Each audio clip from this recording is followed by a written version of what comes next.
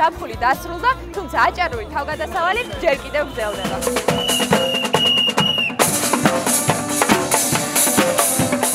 კულინარიული და გასართობი ფესტივალებით აჭარული შემოდგომა საკმაოდ დატვირთულია, რაც ტურისტულ სეზონს კიდევ უფრო ახანძრივებს და ბიზნესისთვის დამატებით შესაძლებლობებს ქმნის.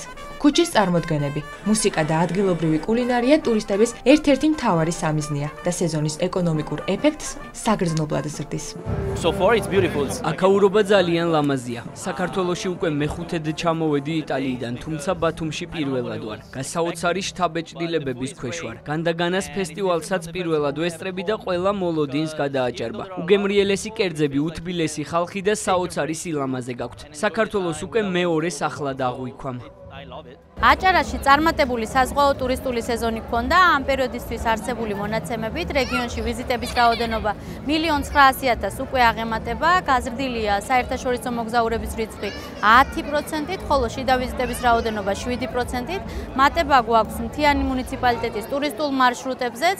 ამ მიმართულებით 422,000 ვიზიტს უკვე მთაში ვიზიტები აღემატება, რაც კიდევ უფრო მეტად ხდის ჩვენს მთებს ტურისტულად საინტერესოს და მიმზიდველს. უნდა აღინიშნოს, რომ შემოდგომასა და ზამთრის პერიოდისთვისაც აქტიურად ვიგეგმებით უკვე და გვაქვს ძალიან ბევრი საინტერესო ფესტივალი რეგიონში.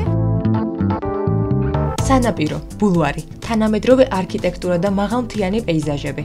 გარდა ამ ჩამონათვალისა, ტურისტებისთვის გამორჩეული ლოკაციები ბათუმის ბოტანიკური ბაღი და მტირალას ეროვნული პარკია, რომლებიც მსოფლიოში ერთ-ერთი უმდიდრესი სუბტროპიკული ფლორით გამოირჩევა.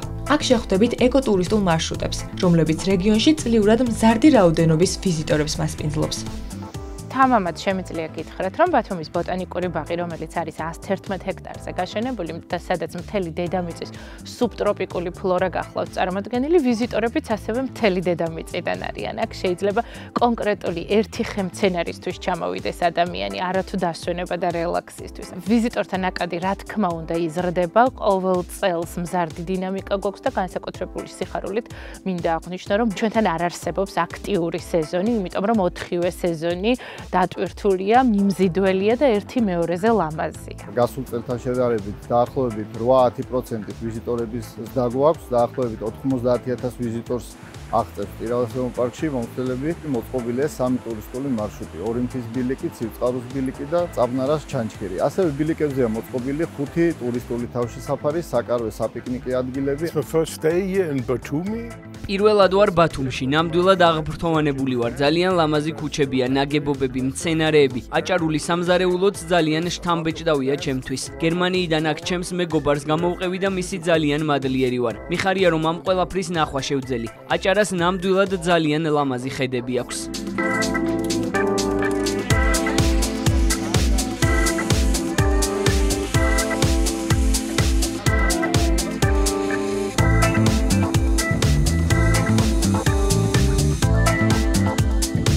გარდა ლამაზი ხედებისა, აჭარას თქვენთვის საინტერესო თავგადასავალიც აქვს.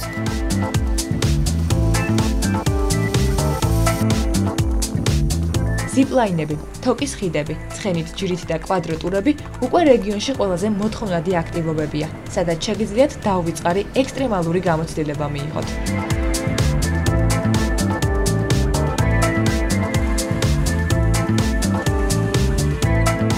ჩვენი მოგზაურობა აქ დასრულდა. ახლა კი დროა თქვენს შემოდგომის სამოგზაურო მარშრუტში აჭარა დიდი ასოებით მოინიშნოთ.